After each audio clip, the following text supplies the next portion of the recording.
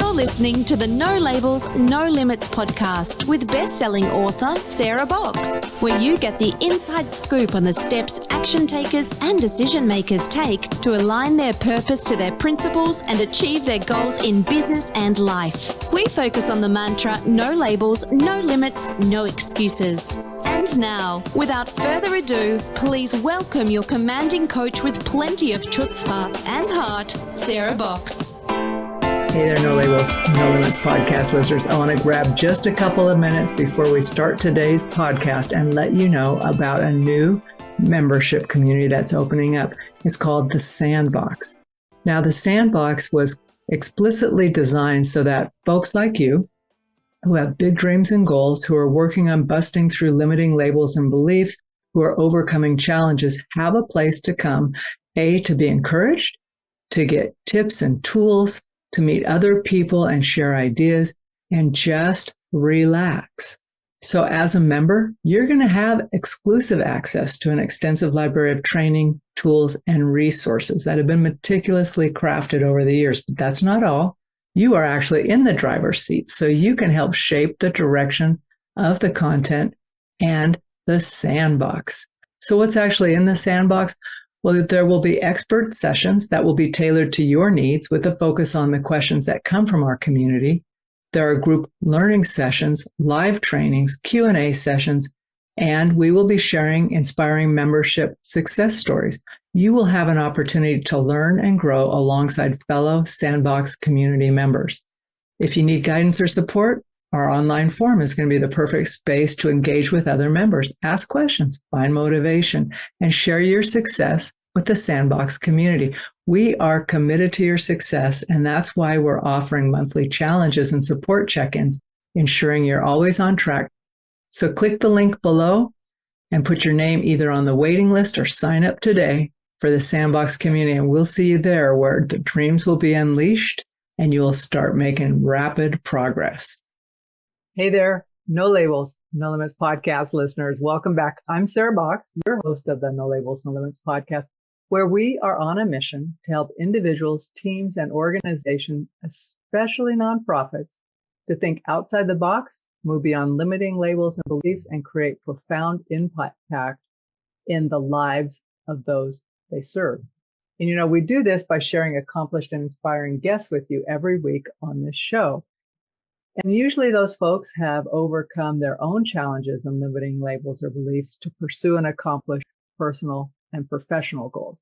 So today's guest is inspiring. I've met him through a recommended connection, which, usually those go well. I've had a few that haven't gone so well. I've learned from everyone. But when today's guest and I hopped on a call, I felt an instant connection to him from the sincerity with which he spoke. He's funny.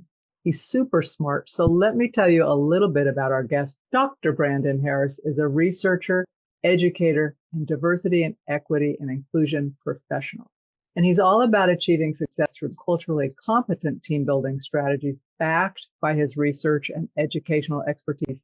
He's an award-winning academic known for promoting diversity and inclusivity on various campuses and corporate spaces, including in the nonprofit sector. So he's a perfect guest for us here because he can speak to everybody.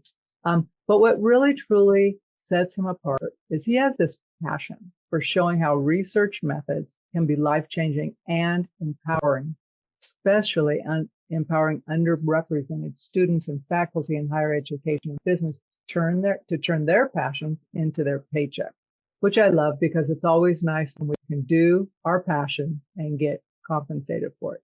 But today, Brandon and I are going to talk about a few things.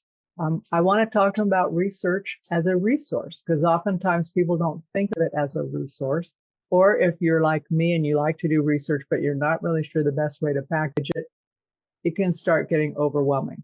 But also, I want to talk about the danger of chasing a carrot because when funding and support are tied to certain outcomes that aren't aligned with you, there's a danger in it. And Brandon has seen that firsthand. He also is really sharp and smart about storytelling, and he calls it storytelling forward and backwards. He likes to build a story from anecdotes or data or both, and then how to back up the story with impact. And he has learned a lot about working in nonprofits, especially in short-lived, grant-funded, grant-dependent programs, and what happens when they end and we have broken promises or disheartened relationships, right when you're gaining traction.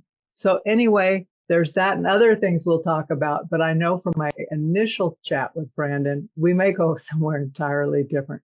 So with that, let me formally welcome you to the podcast, Brandon Harris. Thank you for that warm and wonderful welcome, Sarah. That was so great. I feel so great. And you just have that ability. And I am honored to be here with you and your listeners today.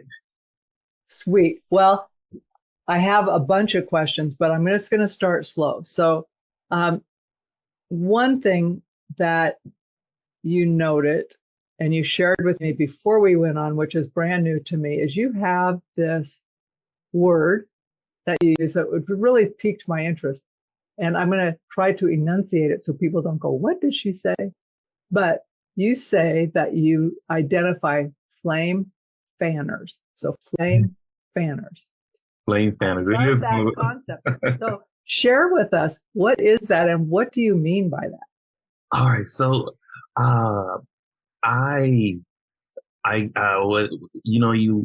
some people have this spark, right? And then what happens is we get in our own way with bringing up things that didn't work for us in the past, or, oh, that idea is not going to work. And so we put out our own spark before it even turns into a flame, right?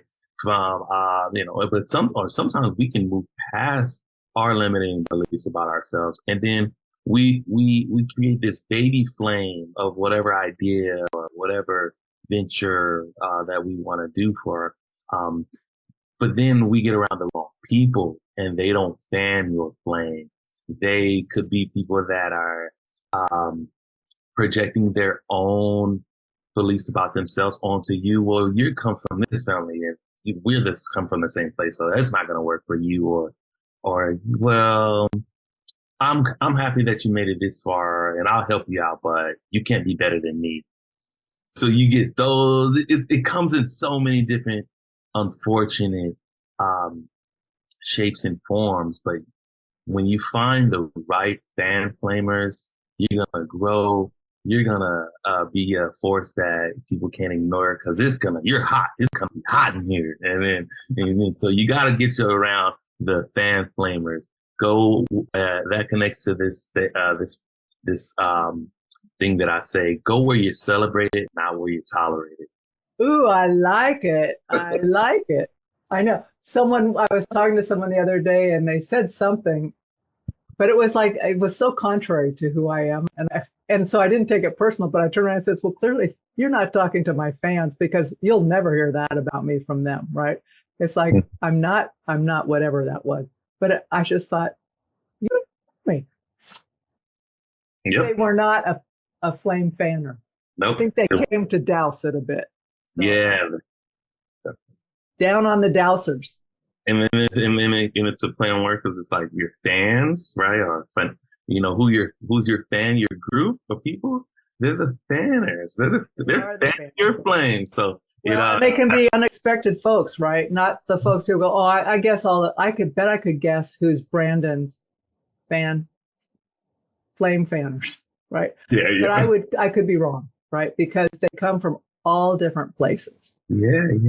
They come. It doesn't have to. Sometimes we want it to be the people that we value the longevity. Oh, I knew this person since December. Oh, I knew this person, and then that longevity. Sometimes this can be someone that you just met through a connection, on a Zoom, and that you needed that to really, really fan your flame and keep going. Right. So yeah, I agree. I love it. Well, I'm going to steal the concept. I'll give you credit. Go for it. I'll give you credit for it. I'll say my good friend Brandon, who now I'm claiming as family. Yeah. Yep. Said I could use this. You go, yeah, I love it. I love it. It's Spread hard, it. like fan flamer. You say that a bunch of times. It's not easy. So, It's, folks listening, just try and say it now. Fan flame.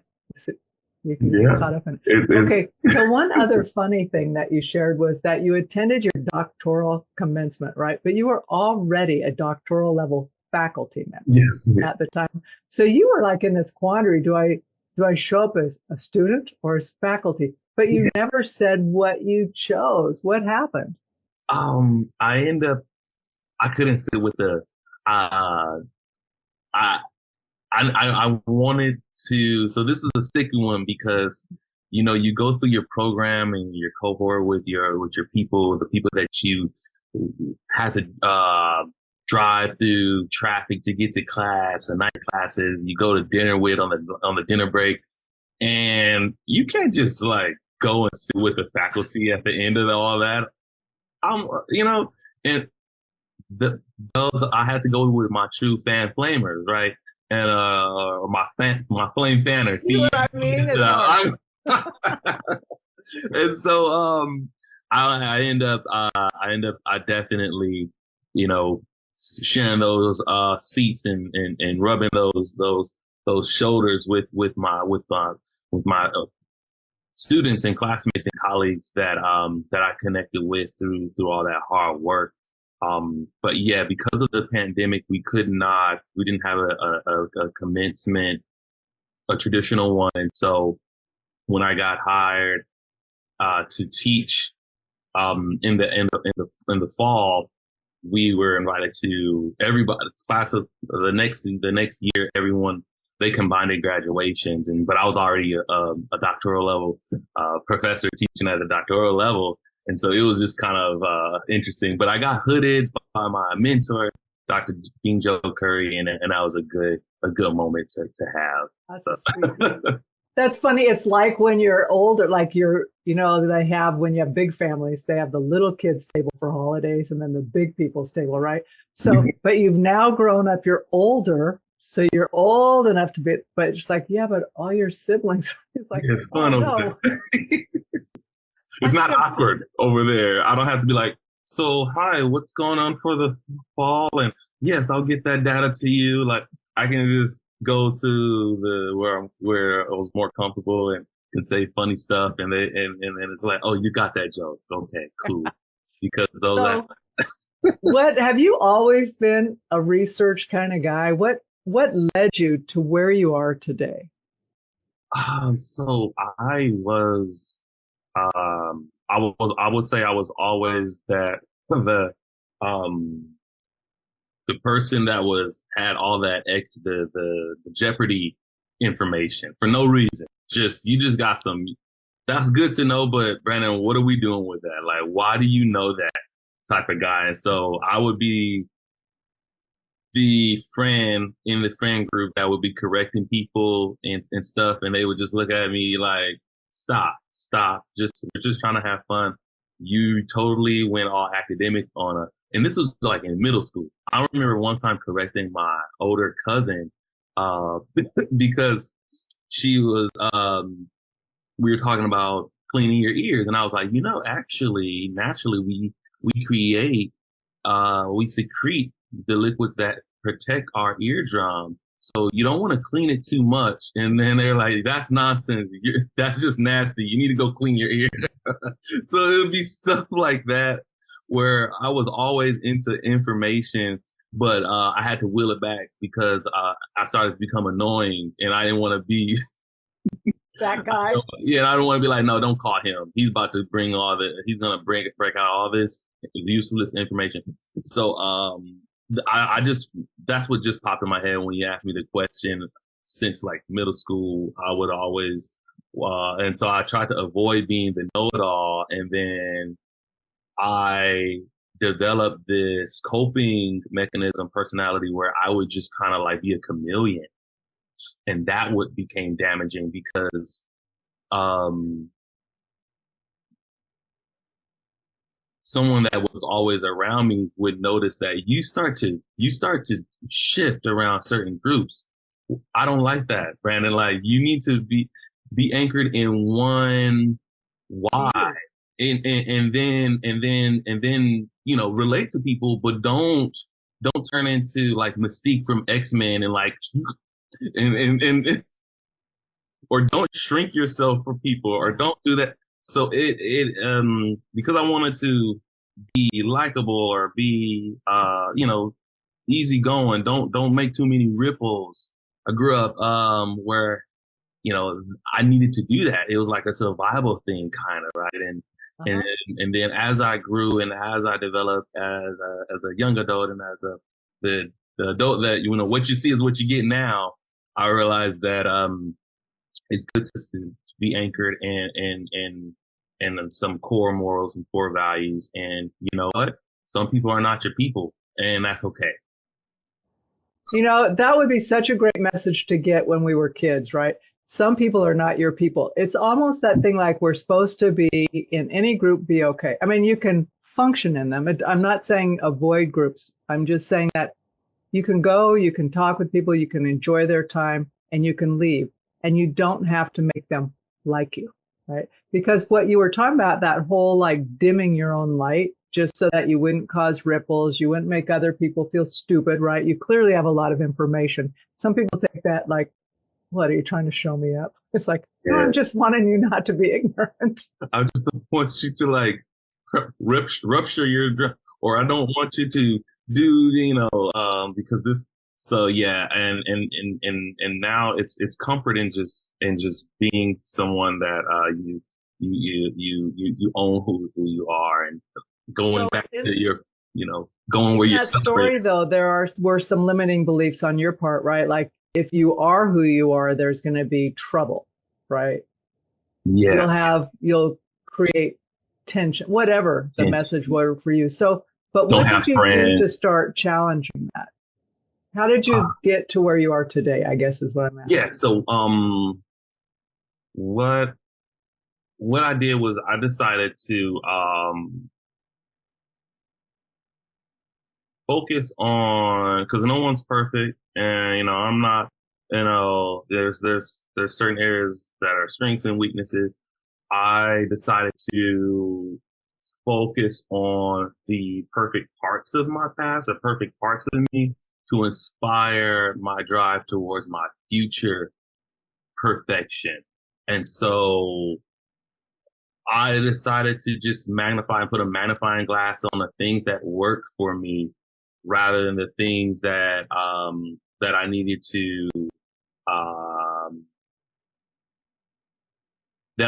work on. Now I know that can sound like some listeners like, I disagree with that. You need to work on those weaknesses, right? You don't just go to the gym and only work up on upper body, and then you're like, Donnie, like a cartoon character at the bottom, right? That's not equilibrium. So you need to, there is a balance that needs to happen. But oftentimes we need to work with what we know, so that can give us the inspiration to go and keep moving forward. And then, okay, do leg day, maybe, then later on so that's what I would do metaphorically. I would do what came natural to me, which I love art and I love, music. And so I remember this was in high school, I would record my, the answers to the test. I would study like that. I would record them. You know how some people would use note cards, or that might be a method. But I would record the answers, and then I would do it in a rhythm. So basically I was making songs, and I would rhyme everything. I would rhyme the things that's what came natural to me. My grandmother said, if you learned all your spelling words, like you do all these songs that you're singing in the backseat, you'd be better in life. And I know it was like a kind of a joke, but then it was like an aha moment. I was like, wait, I can make music out of what I need to learn. And so literally that's what I did. And I went from like a C student, playing around, to like A, B, getting into college. I did that same technique in grad school, and I got like a high pass in my written comps. And yeah, so I just used what worked for me. And I think that's what I tap into that in my messaging, your learning style. And so, some people are kinetic, some people are, audible, and for me, it's rhythm. And so I just learned through that type of pattern, and you become unstoppable when you tap into what comes easy to you. I always tell people, whatever comes effortless to you, find somebody to pay for it, because that is what you're going to be. That's what the universe gave you, as an abundance. And so if you can't stop doing it, get paid for it.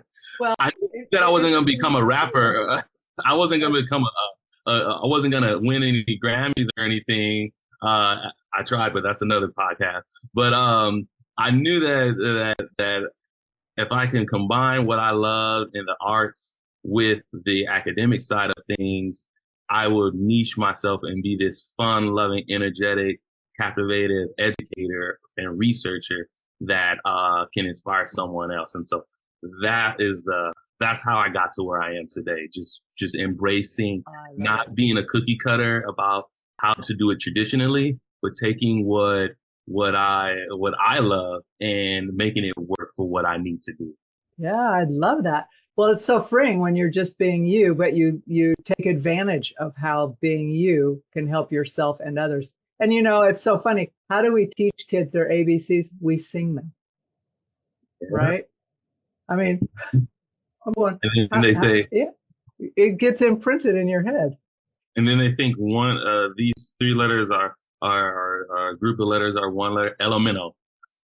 Elemental P. Like, no, you can't say it's not Elmo. It's LMNO. So you have to go in. A whole other thing. Yeah, you have to go in and unpackage that part. But it works. They got the sound. That's the start. Elemental P. Elemental P. Okay, so I know the listeners are going, what does this have to do with data and research? Okay, it does. It really does. Partly because for me, when I was leading a nonprofit, people go, what's the backup? What's the data? I could tell you stories all day long about people's lives we were impacted. But the data piece, some of it was squishy. And for me, I just thought it's not worth my time. It was worth my time. It wasn't easy for me. And I wished I'd known you then, because I would have said, here's our stuff. Help us, right? But let's switch gears and talk about how you think about research as a resource. And you talk about this gripping the common thread of success through research. Yes. So what does that mean? And then how do you see research playing a role in our work? And when I say our work, let's specifically keep it in the nonprofit sector, because I think it plays a vital role in all of our work. But for sure, let's stay with that sector for now. All right. So gripping the common thread is when that common thread within any goal that you have, it all boils down to problem solving when it comes to research, and specifically speaking to nonprofits.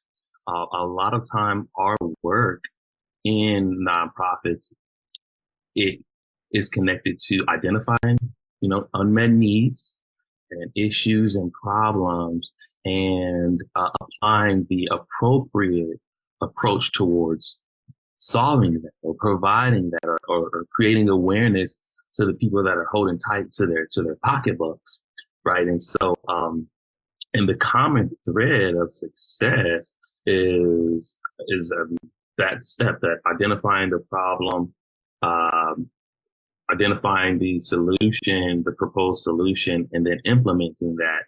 But whatever you're doing with the common thread in that is research. Information is key. You have to shine a light on the subject matter, and you have to really, really immerse yourself in the information, because that information is going to inform your approach towards that problem. So that's what I generally mean by that common thread. And I really believe that research can be applied to solve any issue, whether it's personal, professional. You have to do the digging. You can't do the surface level. I really connected to critical thinking as well in this new fast food information age where we can get things on a fly on our phone with a quick Google search. There's a lot of things that are not credible, not valid. It's being sold to us because of, the whoever's providing the information. What's their why? You know, who's funding this research and why are they choosing to fund it and how does it come back to them? It's all that deep digging that we have to that I feel research can help us out professionally, personally, and it allows us to dig deeper, especially today in today's age of everything being so like I said, it's not so immediate. Well, and we take it as gospel. It's like, okay, this must be true because I've seen it 25 times when in fact you've seen the same thing shared under different things 25 times and it still may not be accurate. So I love that you brought up critical thinking because I do think that skill, the willingness to use critical thinking, right? Instead of just looking for things that support our point of view. Confirmation bias, right? Yeah, I get it. There's sometimes when I'm trying to make a point, that's all I want. So I can go back and say, hey, listen, really, this is why I want to go to that restaurant, right? All I want is all the positive reviews. So, yes. But I don't recommend it as a way to run a business or change a community. So let's get more specific, okay? Can you think, and I know you can because you've done a lot of work in this area, but let's pick a specific example about someone you've been working with or been helping, or maybe one of your doctoral students have, where they're trying to solve a problem, but some of the critical thinking, some of the questions they had to ask, and then how that kind of lined up so that as they went through, whether they were developing a solution, they could see what would be the important inflection points throughout. Like, how will I know I'm going to make a turn, or am I just doing activity? Okay, so what I would do usually is provide guidance and helping them reflect on the problem that they're trying to solve, the purpose, what immediate need does it meet, and what long-term need does it meet as well. Because sometimes we do things because it's a passion project, but that's great because it fuels us. It helps us get out of the bed. But how can it help other people? And that's when you're able to help more people with research, more people will support you in conducting that research.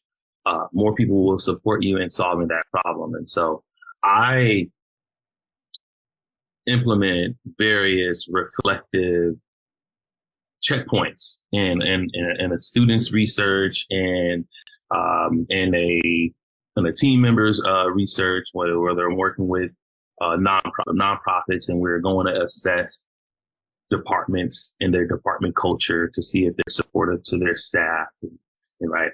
And so that's what it boils down to is have those reflective checkpoints in the timeline towards you solving your goal so that you can self-check and say, okay, this still aligns to our vision, our mission. This still is going to solve an immediate and long-term need. This still is going to help people in these ways, right? Because sometimes with all that data and all that research, we can go down a rabbit hole and we can just get lost and we can find ourselves Alice in Wonderland, but if we don't poke our heads up and realign ourselves and have those reflective moments. And so I definitely recommend that in the nonprofit sector, right? Because so much information is out there and we get attracted to it. But if it doesn't come back to, those core things, people are going to poke holes in what we do. We're going to say, oh, you have holes in this. You chose to ignore this group. Thanks for doing this, but you just left out this population. So what is the goal? Are we being inclusive? Are we being diverse? Oh, or are we focusing on a specific demographic at this time with promise that we're going to take our research and help other groups, after this research, because you can't save the world in one project, but Big a bucket. It's too big of a bucket to start with. Yeah, I don't think you can beta test a big bucket. You've got to go with smaller cupfuls, if you will, right? Does it work with this group? And even if it works with this group, does it work with this group in this location, right? So I'm in the middle of a big urban area and it's working great. But if I go rural, the wheels fall off, right? So there's all this testing that comes. So Brandon, do you help people think long term like that? Because I know sometimes people want quick results, right? But what we're trying to solve are long term problems. Yes. And so with critical thinking, I come to think about, okay, that whole concept of leading and lagging indicators, right? Is anybody better off, right? In the short term, did people get a job or whatever my goal is, right? But do 8 months, 10 months, 12 months later, do they still have the job? Nice. But where are they 10 years later? How are they doing, right? This longer term thing. So what do we do with that? That's totally great. And that's definitely something that's on my radar when I'm helping individuals. So, tying this back to helping people make their passions their paycheck. When I was working with the North Valley Work Source Center, with individuals who needed professional development and needed to revamp their resume and their cover letter so that they're more attractive to hiring managers. The first thing I did, was, once they told me what they wanted to do, was have them with them go on a website that forecasted their industry for the next 10 years. So it was a credible website that,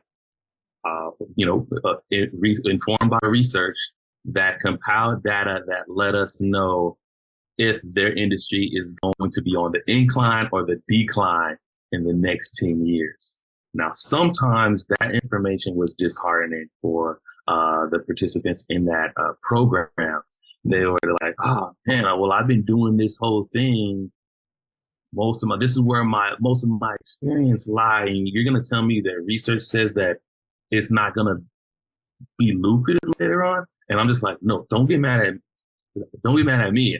I'm just trying to give you, I'm from the future-ish. I'm giving you this foresight so that you can take what you have as skills now and maybe make them transferable. This is where these are the industries that are on the rise for the next 10, 20 years. So you can still do what you're doing now, but don't get mad at me when you know that I just gave you data, as a researcher, telling you that this is what's going to be on the incline, and these are the industries are going to be on the decline. And so you need to make your skills transferable for the incline, or else you're going to end up like how I could have ended up working at a print shop doing CMY pay, in a time period where everything was going digital, and so I had to pivot back when I was doing graphic design. So, yes, I definitely keep that in mind, and I give people information on, credible, valid, trustworthy data, letting them know that, hey, this is the longevity of what you're trying to do. Maybe let's work your resume and work your cover letter and target some industries that are going to be on that incline, and let me morph your resume so now that you look more attractive to them versus an industry that is slowly declining. I'm going to take that example, which was very concrete, and I'm going to make up a story, and it may not work. So if it doesn't work, you can just say, Sarah, you can't do apples to grapefruit here. But so take that story though. You're showing someone where there's a likelihood of change, right? or a likelihood of success. What they're wanting is like a lucrative career that's not just the rug's not coming out from under them right away. So that's their goal, and their objective, even though they're not liking the information right now, you're preparing them. So say I'm an organization and I have been doing for the past 10 years a particular program or project to solve a problem. And I meet with you. I'm assuming I could meet with you and say, hey, I'm wanting to know, are we doing the right thing? Like, given the trends in the environment, the social trends, the financial, all of those trends, right? What is the likelihood that the trajectory we are on now is going to be relevant 5 years from now? Or what should I be thinking about now so that by the time we get there, we're already positioned to help our folks that we're helping better, right? Like, we don't want to just keep churning out the same stuff if it's not going to serve them for that future state. So is that a fair question to have? I mean, like, how would you help me think about that were I an organization that came to you, Brandon? Yes, yes. So, when I'm consulting with large scale organizations that are taking a macro approach, the micro individual coaching stuff, and then I do the large scale data, consulting with data. Those are some of the common questions that come up so that you can forecast accordingly. And so, when given a question like that, what are we doing? Is this going to work later on? And is this going to, help more people? It's good to understand the factors such as politics in that area, that geographic location. What are the plans of the local government, local city, local councils? What are the societal plans or social plans? Gathering all that, keeping all that in mind, and letting that inform what your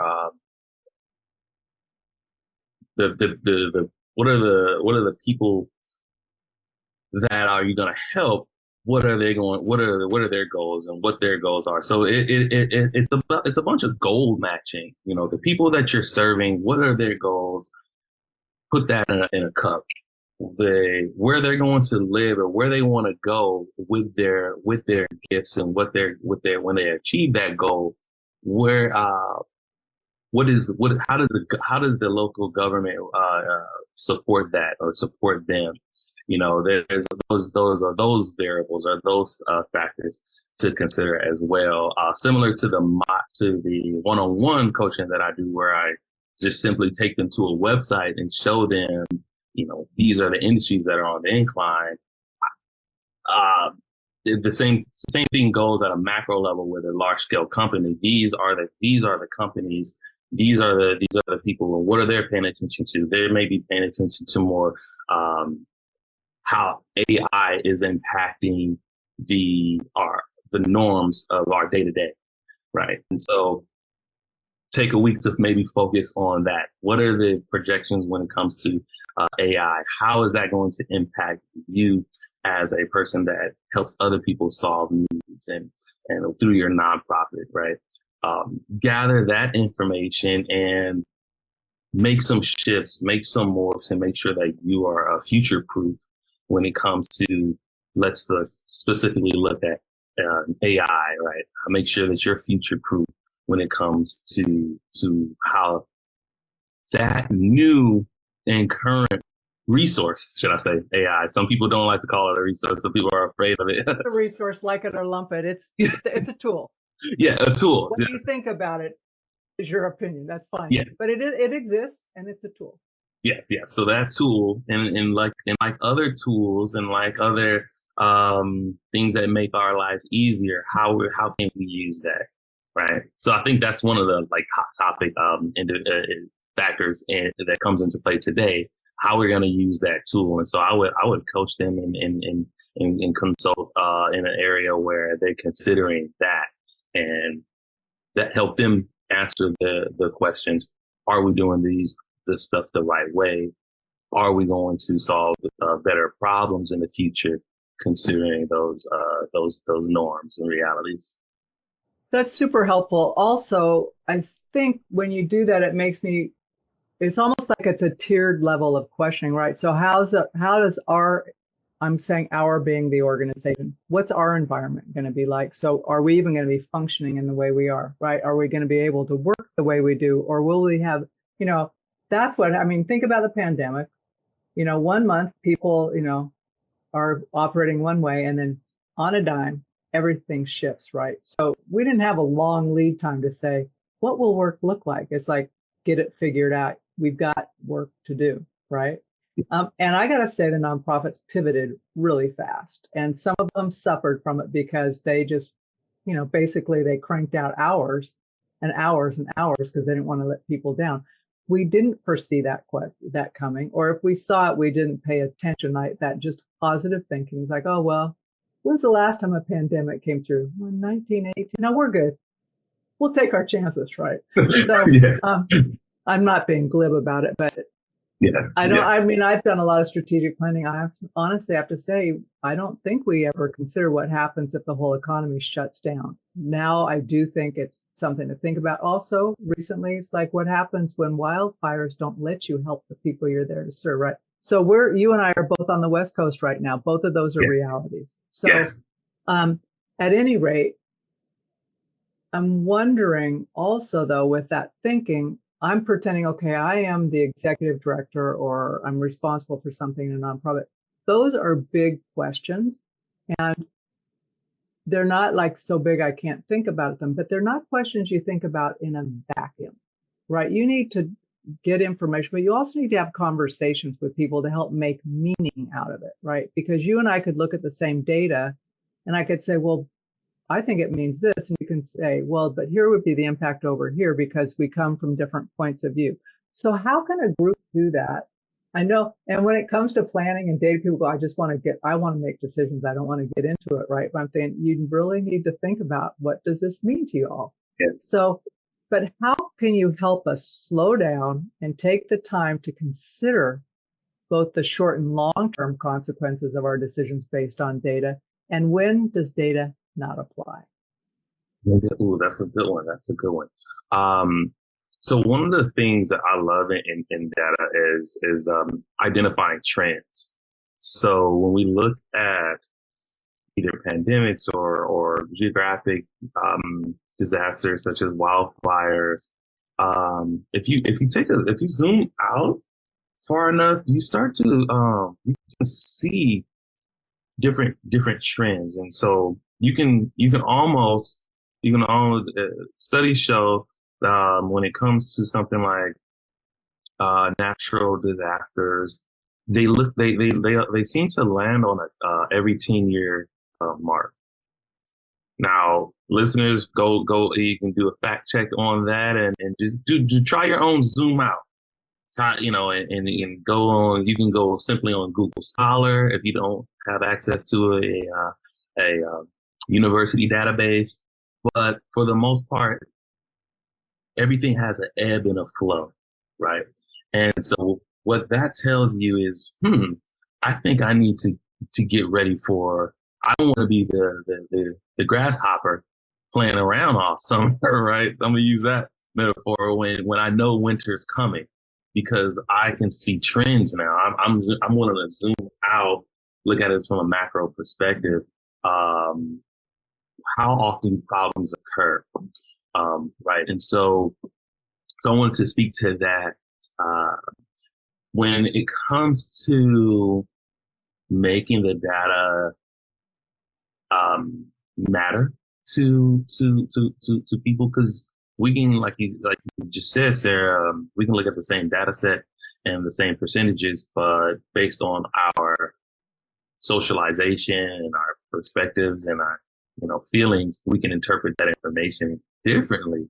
So I like to just make sure that the data is representative, make sure people see themselves in the data, whether they come from a lower, middle, upper socioeconomic status, whether other social factors impacted them, like, political preference, sexual preference, all of that stuff is the data should connect to the people, because people don't see themselves in it or see how it matters to them, it's like a selfie that they're not in. They don't care about the picture. We don't care. I don't care. Right? Like, but if you think you're in the picture, you're like, can I see that? Oh, I like that. Can you put a filter Pick on? my best side. Yeah. So it's the same thing with research. If people don't, if they're not represented in it, or if you don't make it matter to them, or they don't, well, what about us? What about the people over here? So you got to make it about them so they can tune in. And then when does the data doesn't matter? Is that the last one that you said? When does decision making and all that stuff, that's like data is, well, see, if I ask for my question fully, I'm telling you what my thought is. So is there a point at which we can have too much data? Yeah, because what happens with too much data, the capacity of our capacity, some people have a larger bandwidth, and some people run on, big cables, and other people are like, I need a break. Anybody hungry? So what can happen with too much data, you get an analysis paralysis, and then you're like, all right, that was my data. I just went data grocery shopping today. I'm so tired. I'm cooking tomorrow. Like, I can't do anything with all this data because I'm overwhelmed. And, so people are drained from all of the information. It's like information overload. You got this big old, like, faucet that's just showering over somebody. Like, what can I do? How can I get out of here is what I'm thinking. It's like, all right, I'm toast. I gotta go. Yeah. Holding a little, marathon water cup. Like, I just needed a sip. Just a little sip. So, then you get analysis paralysis. So yeah, I really do feel like in today's age of information, just, taking a step back and applying the crap test to everything that you're getting. Now, the crap test. What is that? The crap test sounds funny, right? I teach this in most of my research methods classes from teaching at USC, the Rossiter School of Education, to Fullerton, and even at Northridge.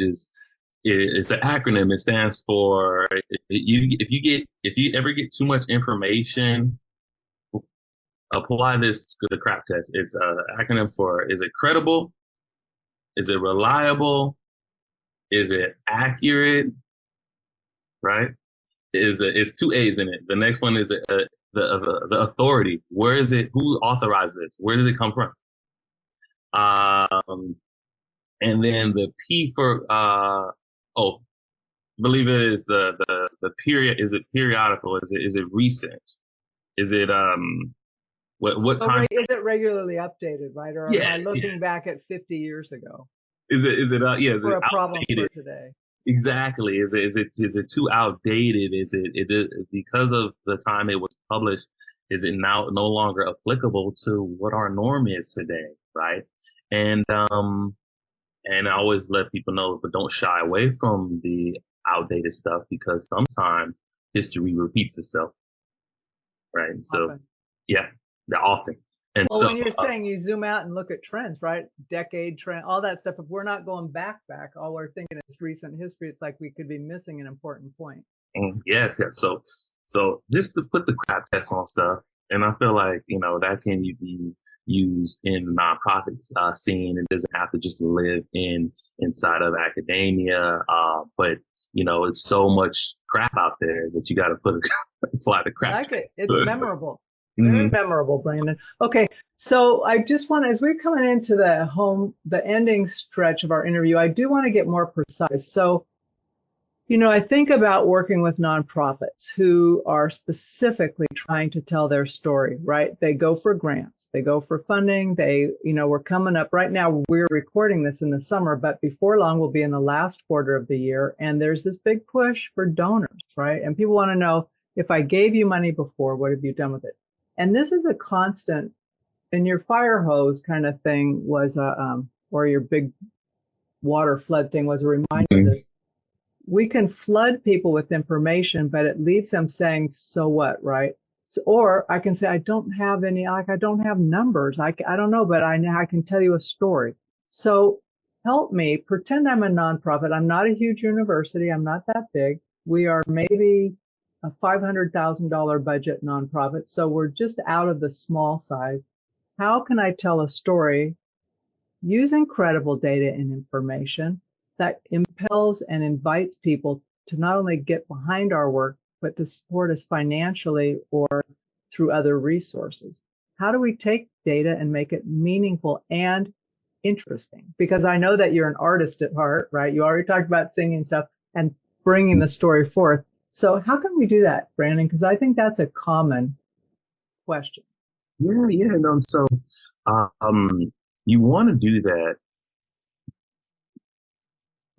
by tapping in to the listener's selfish part of themselves, because by nature we have this the percentage of us is what's in it for me, and so a lot of times when like if they want to know, hey, we gave you money in the past,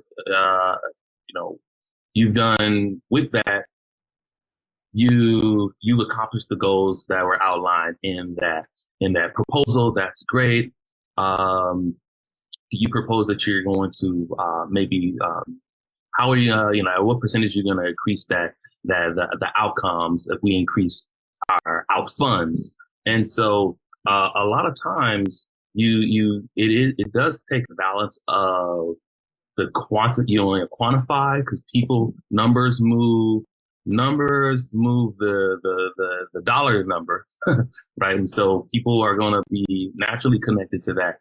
But I like what you said about the storytelling, the success stories, right? And that qualitative piece. You got a mixed methods presentation where you're giving them the data and the figures and the graphs on that PowerPoint, but you're also pairing that with excerpts and quotes of individuals that you've helped, lives that you saved, participants who gave their testimonial, showing how they were able to take care of their families because through the services you provided, they were given an opportunity to land their dream job or stand into their power and become their own CEO, right? And so those testimonials or those success stories or the qualitative pieces paired with the percentages, that's always going to be a good sandwich. Now, to keep the attention, you tap into the psyche of what their mission, vision, and values are, right? And if if the look, tone, and feel mirrors your the people, the values, and morals, and the standards that you're trying to win over, you're gonna win, because now you're speaking their language. Now you're playing a song that they have on their website, right? Sorry about that. You're playing maybe a tune that they use on their in one of their that they came out to in one of their keynotes. Oh, I use that song. I love that song. I know you do. It's called Psychology. I know that you like that song. I know that that's what psychologically that wakes you up and inspires you to listen to what I am trying to tell you. Because people don't care how much you know until they know how much you care. And you cared enough to put my music to structure your keynote or your PowerPoint in a way where you have psychological triggers that make my heart expand and open up to what you have to say. It's almost like if you're on a date and the person on the other side of the table, if you're not saying what they want to hear, their body language is like this. All of a sudden, you mention you share the same uh, interest in a certain movie star or and then next thing you know, they're playing with their hair. Oh my gosh! What, excuse me? I love that. Acting could be future. It's the same thing professionally, of course, with when we use those, when we tap into the what's in it for them. It's always going to be what's in it for the people that they serve and that they're providing research for. But the decision makers, if you don't tap into what's in it and what makes them comfortable, that decision is not going to be made.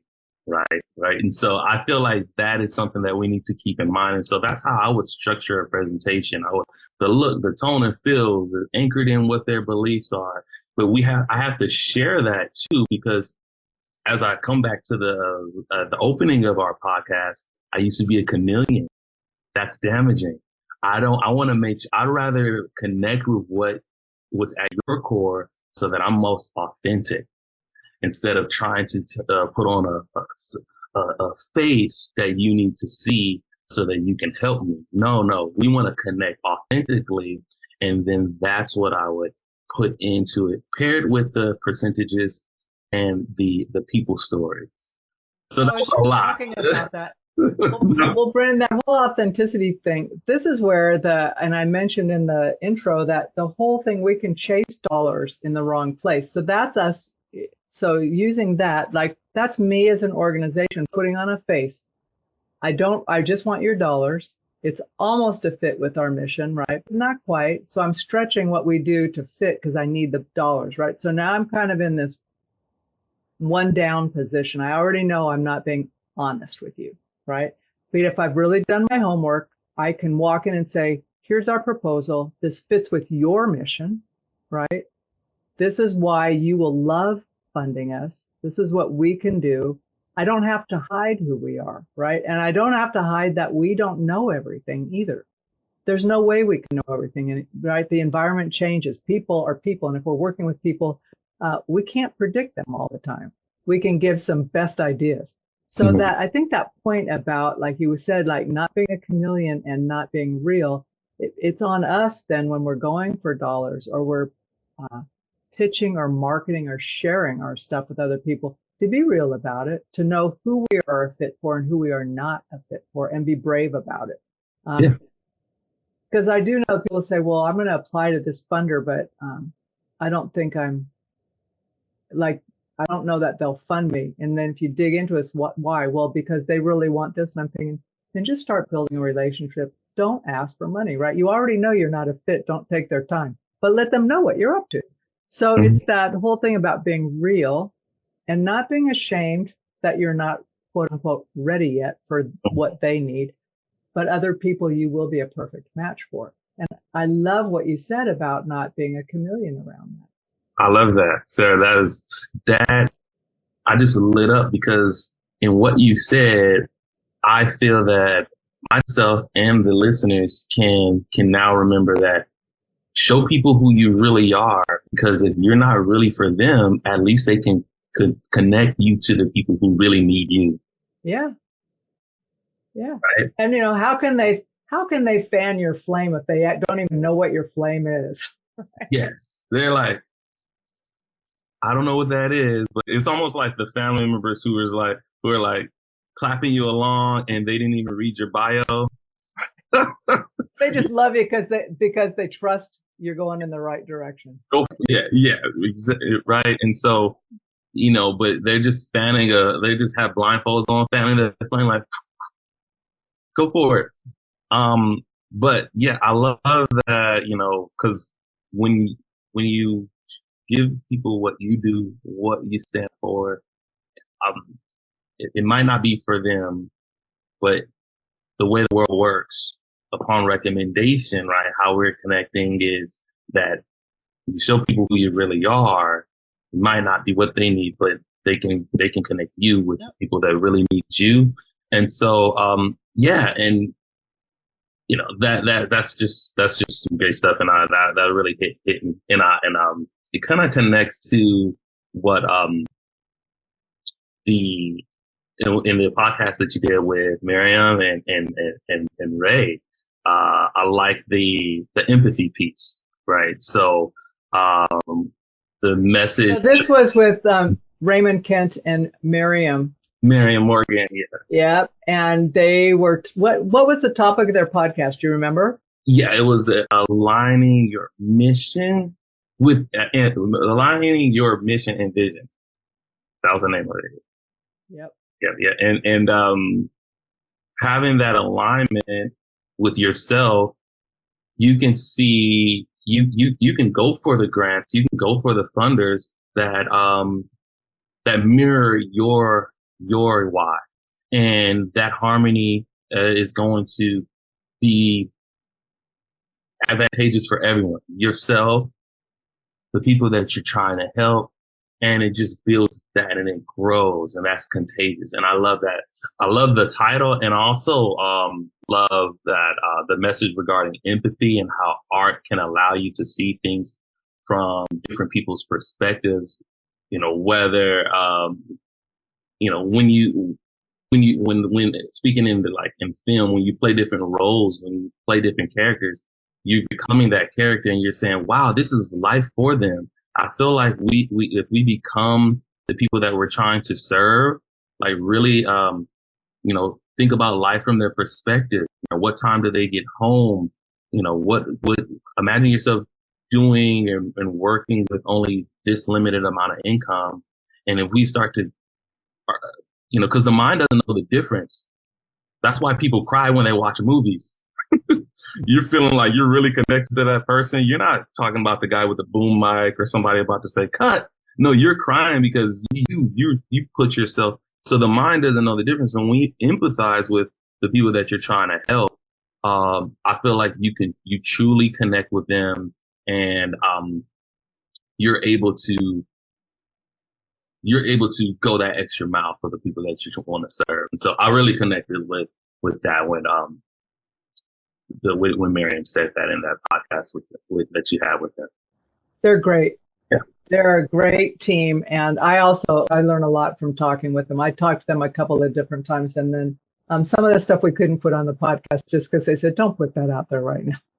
Because it was so fun. I mean, it was so fun, but it was totally not about what we were chatting about, much like you and I have been. So I want to ask you, what is one thing that you would like to leave our listeners with when it comes to really embracing research as a way to improve their own lives and the lives of others?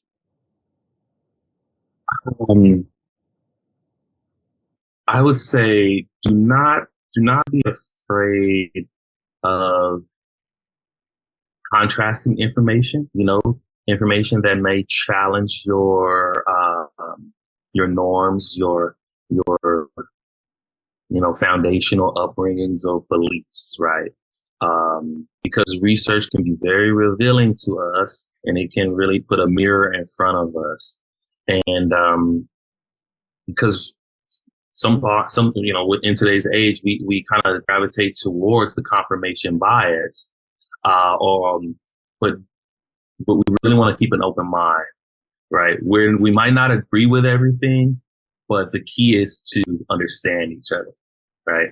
So disagreement can be beautiful because it allows us to empathize and really understand someone's perspective. You might not agree because our norms and our upbringing and our perspectives, right? That's what makes this a beautiful place, that we're all different, but that use research as a invitation to empathize with different people groups, right? That maybe have different values about something.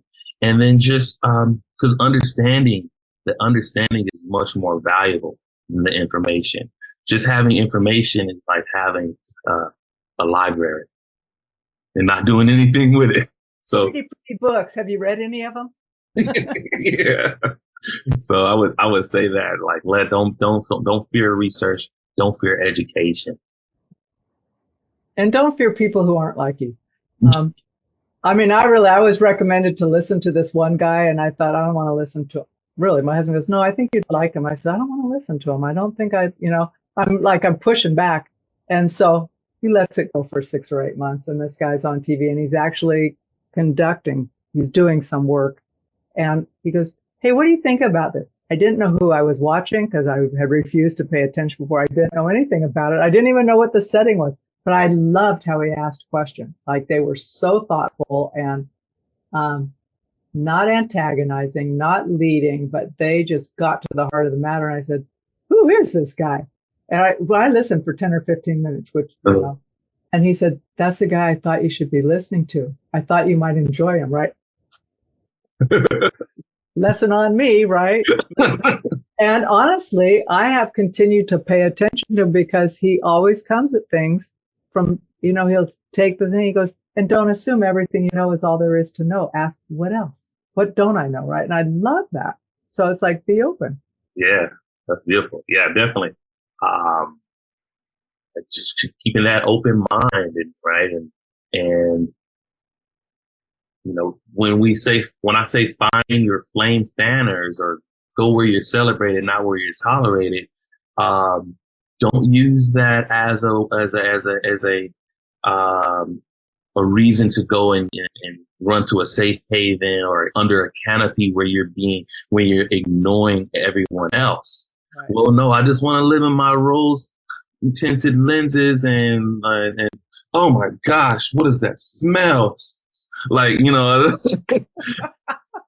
Well, we like to be comfortable. And sometimes I think being too comfortable is like a coffin. It's like you can't experience life if you're just always comfortable. Yeah. So I like to be comfortable, but honestly, whenever I'm comfortable, I'm thinking something's wrong here. You got to try something new or stretch a little. A little too comfortable right now. Yeah. So you gotta, it's all about balance. Yeah. A little bit. Hey, so listen, Brandon, it has been really great to talk with you. And where should people find you if they say, I want to have a conversation with Brandon, either to help me my thinking one-on-one or for my organization? What's the best way to reach you? Best way to reach me, just go to LinkedIn, type in Dr. Brandon D. Harris, and send me one of those good old messages. Hey, I heard you on Sarah's podcast, and I really resonated. Just keep it. Reach out. Yeah, just reach out. And we'll just go from there. I'll send you my Calendly link, and we'll start a chat. If you're the type where we're all talking about research, right? You like to kind of look at somebody from afar for a while before you send them a message. Go on, type in Brandon D. Harris on YouTube. You can see my personality and all of the videos and me trying to do some bad acting skits that are edutainment, right? Or should I say infotainment? I'll put a link to the YouTube in there too, just so folks can have some fun. Yeah. So yeah, you can definitely find me on that. And thanks so much, Sarah, and I'll be more than happy to set up a chat. Sweet. And you and I will have further conversations, I'm sure. So thank you so much for being a guest on the podcast today, Dr. Brandon D. Harris. You are welcome. My extreme pleasure. Gratitude is my attitude. Thank you so much, Sarah, and thank you all for tuning in today.